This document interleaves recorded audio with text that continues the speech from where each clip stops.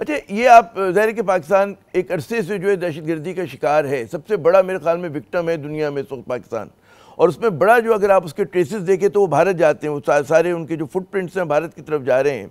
आपको लगता है कि ठीक है ये मामला दब जाता है, भारत फौरी कार्रवाई नहीं करता? रियासती दहशतगर्दी जो उसने माजी में की है, कुलभूषण यादव से लेकर अभी जो आप लोगों ने शवाहिद DGI ने फराहम किए हैं, इस बात का अंदेशा है कि भारत मजीद उनको जो गलतफहमी के मजीद कुछ पैसा खर्च करेंगे तो पाकिस्तान को डिस्टेबलाइज कर देंगे। कितना बड़ा चैलेंज होगा पाकिस्तान के लिए? देखिए, पाकिस्तान ने तमाम चैलेंजेस बड़ी कामयाबी के साथ ओवरकम किए हैं और भारत की तमाम स्ट्रेटजीज नाकाम हुई हैं। और अब देखिए कि वो बिहार में एक अब सेंसस की तरफ जा रहे हैं। कास्ट सेंसस, दुनिया कहाँ पहुंच गई है। और भारत में जो ये जात पात का सिस्टम है, कास्ट सिस्टम है, उस पे सेंसस कराया जा रहा है। तो ये नाकामी होती है जो नजर आती है पूरी दुनिया के सामने। इनका प्रोपेगेंडा एक्सपोज हुआ, इनका मीडिया प्रोपेगेंडा एक्सपोज हुआ, इनकी डिप्लोमेसी नाकाम हुई। तो पाकिस्तान अल्हम्दुलिल्लाह जिस तरीके से डील कर रहा है सारी सिचुएशन को एज ए रिस्पॉन्सिबल स्टेट और as a responsible member of United Nation Security Council, तो मैं समझता हूं कि पाकिस्तान के लिए कोई चैलेंज, बड़ा चैलेंज नहीं है। और इंशाल्लाह ताला इस इम्तहान पर पूरा उतरेंगे और विद फ्लाइंग कलर्स जो है वो पास करेंगे। अच्छा, जिस तरह भारत ने बड़ा पाकिस्तान को बदनाम किया दहशतगर्दी के हवाले से, कोशिश की उन्होंने, जबकि पाकिस्तान का तो केस बड़ा मजबूत है भारतीय रियासती दहशतगर्दी के हवाले से। आपके ख्याल में इतना ज़्यादा पजीराई जो है देखते हैं कि मगरबी कैपिटल्स में नहीं मिल रही है इस बयानिए को? ज़ाहिर है कि उसका भारत का एक क्लाउट है, अमेरिका के साथ स्ट्रेटेजिक पार्टनरशिप है उसकी। क्या पाकिस्तान की हिकमत अमली होगी कि भारत का चेहरा जो है वो सही तरह से बढ़ना? इनका आप देखें ना, प्रोपेगेंडा नेटवर्क कुछ साल पहले बेनकाब हुआ था, एसेसिनेशंस कराई हैं, कत्ल कराए उन्होंने, पाकिस्तान में 20 कत्ल कराए, अमेरिका में, कनाडा में। तो वो तो गले गले जो है रियासती दहशतगर्दी में मुलविस हैं जनाब। जी बिल्कुल। ट्रांसनेशनल रिग्रेशन और असैसिनेशंस ऑन फॉरेन सॉइल, जिसमें सिख रहनुमा हैं यूएस कनाडा में, पाकिस्तान के अंदर कार्रवाइयां हैं, कुलभूषण यादव हमारे पास बंद है। तो ये तो स्टेट स्पॉन्सर्ड टेररिज्म। और मुझे बताइए, भारत ने पहलगाम वाकये में तो बड़ा शोर किया, तो जाफर एक्सप्रेस वाली हाईजैकिंग के ऊपर एक लफ्ज नहीं बोला। क्या वो दहशतगर्दी की कार्रवाई नहीं थी?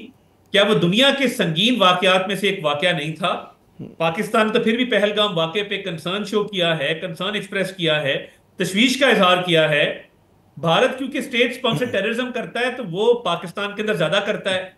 इसलिए ये विक्टिम बनने की कोशिश नाकाम हुई है, क्योंकि दुनिया ये रियलाइज करती है कि जिस मुल्क ने, जिसका नाम पाकिस्तान है, 90,000 जानों का नजराना पेश किया है दहशतगर्दी की जंग में, और एक ढाल है, दीवार है between terrorist and the rest of the world, और कुर्बानियों पे कुर्बानियां हम दे रहे हैं तो वो हम दुनिया को पुरअमन बनाने के लिए, वर्ल्ड पीस के लिए दे रहे हैं।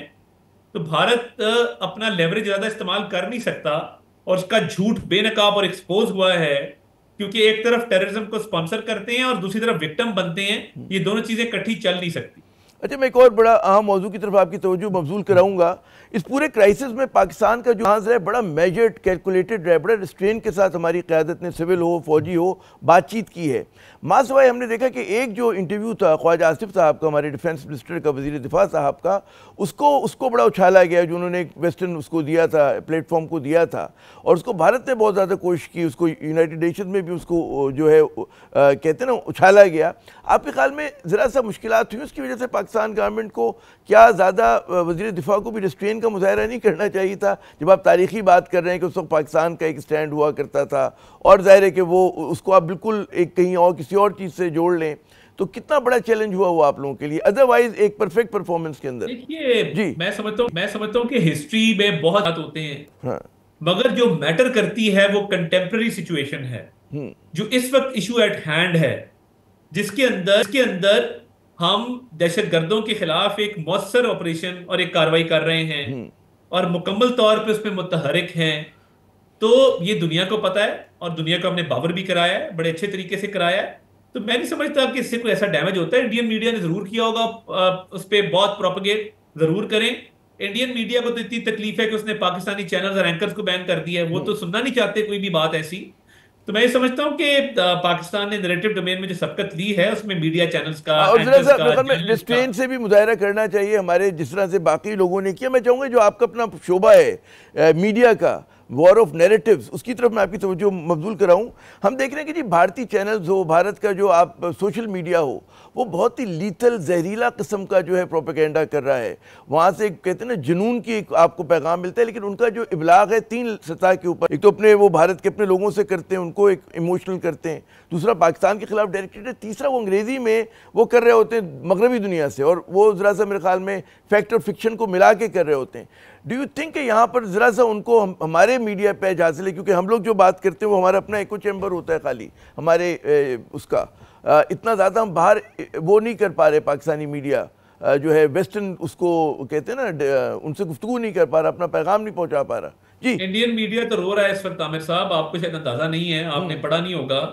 नहीं, मैं पढ़ बरका रहा हूँ दत्त बिल्कुल कह जब रही भी। है, बरका दत्त कह रही है कि वेस्टर्न मीडिया हमारा नैरेटिव नहीं उठा रहा। हाँ, इंडियंस रो रहे हैं कि ये मिलिटेंट क्यों लिख रहा है वेस्टर्न मीडिया और फॉरेन मीडिया, टेररिस्ट क्यों नहीं लिख रहा, और उस पर कैंसिल कर करके लकीरें मार मार के सोशल मीडिया पे लगा रहे हैं।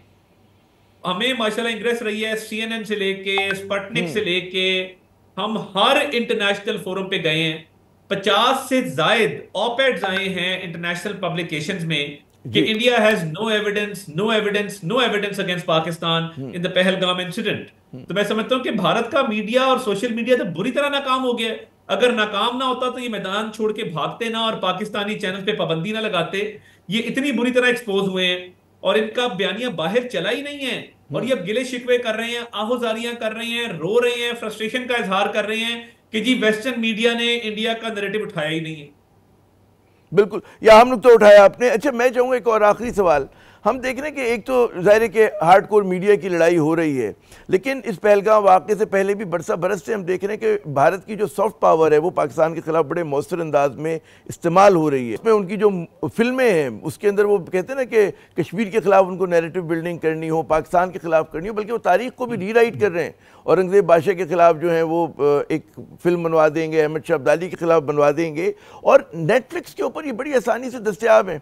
जो पाकिस्तान से उसकी पेमेंट होती है, कुछ आप लोग उठाएंगे जिस तरह उन्होंने यूट्यूब पे उठाया और पाकिस्तानी चैनल्स को बंद करवाया, कुछ आप लोग ऐसा आपके जहन में है कि जो एंटी पाकिस्तान, एंटी जो हमारी हिस्ट्री है, मुसलमानों के खिलाफ जो प्रोपेगेंडा भारतीय सॉफ्ट मीडिया कर रहा है, उसको आप लोग रोकने की बात करें, नेटफ्लिक्स से बात करें, उनके 2 लाख के आज सब्सक्राइबर तमाम लोगों को एड्रेस करूंगा जो एडवोकेट कर रहे थे कि इंडियन फिल्में पाकिस्तान में खोली जाएं। तो ये हुकूमत ने जो बैन लगाया है, बड़ा देखें, पाकिस्तान में इंडियन फिल्में नहीं चल सकती। हाँ, OTT प्लेटफॉर्म्स हैं जिनके ऊपर ये प्रॉब्लम है, उसका कोई वे आउट निकालेंगे, और बिल्कुल निकालना भी चाहिए, मैं इसमें बिलीव करता हूँ। इसके साथ साथ हमने आज पाकिस्तान ब्रॉडकास्टर्स एसोसिएशन की मीटिंग की जी, और बगैर स्टेट के कहे, बगैर मिनिस्ट्री के कहे हाँ। तमाम रेडियो चैनल्स ने इंडियन गाने बैन कर दिए हैं। उनको मैं खराज तहसीन पेश करता हूं कि उन्होंने एक सेंस ऑफ नेशनल ड्यूटी और एक हुब्बुल वतनी का सबूत दिया कि पाकिस्तान की रेडियो पे इंडियन गाने नहीं चलेंगे। हमने वो तो पहले से नहीं चल रहे थे ना, मेरे ख्याल में वो तो काफी अरसे से बंद थे। नहीं, इंडियन गाने फरमाइश पे और इधर उधर से चल जाते थे, वो भी बंद हो गए मगर अब रेडियो के ऊपर बिल्कुल बंद है। और मैं पहले इनकी एयर स्पेस बंद की, अब एयर वेव भी बंद हो गई है, तो इसलिए अब इंडियन गाना कोई रेडियो पे नहीं चलेगा। और मैंने शुक्रिया अदा किया पाकिस्तान ब्रॉडकास्टर्स एसोसिएशन ये जो का, आपने बड़ी अहम नुकता उठाया तारिक साहब कि आपने कहा OTT प्लेटफॉर्म्स, और ज़ाहिर है वो चैलेंज है, लेकिन उसको तो कंट्रोल करना बहुत आसान है कि पाकिस्तानी बैंक के थ्रू उसकी पेमेंट होती है, बैंक को मना करना है, या तो उनसे बात करनी नेटफ्लिक्स से कि जी आप उसका देखिए, उस पे क्योंकि ये मल्टीलैटरल एक इशू है जिसपे और मिनिस्ट्रीज भी शामिल हैं, जिस पे वर्किंग हो रही है, बहुत जल्द कोई लाहे अमल इसका हम जो है वो सामने लेके आए। अच्छा, मेरा आखिरी सवाल एक और जरा सा हटके कि सियासी, आपने कहा यकीनन पाकिस्तान ने बड़ा एक कहते हैं सियासी सतह पे अपने खिलाफात को भुलाकर एक बड़ा मुत्तहदा किस्म का जो है हम लोगों ने एक महाज बनत के खिलाफ, उसमें कोई फ्रिक्शन नहीं है, लेकिन फिर भी लोग कहते हैं कि जी अभी ज़रूरत इस बात की कि जब आप निकल जाएं इस क्राइसिस से तो कोशिश करें कि मेन स्ट्रीम पोलिटिकल पार्टीज़ को जो अपोजिशन की इत्मीनान मिले, बशमूल तहरीक इंसाफ के, कोई ऐसा मेजर होगा आने वाले दिनों में?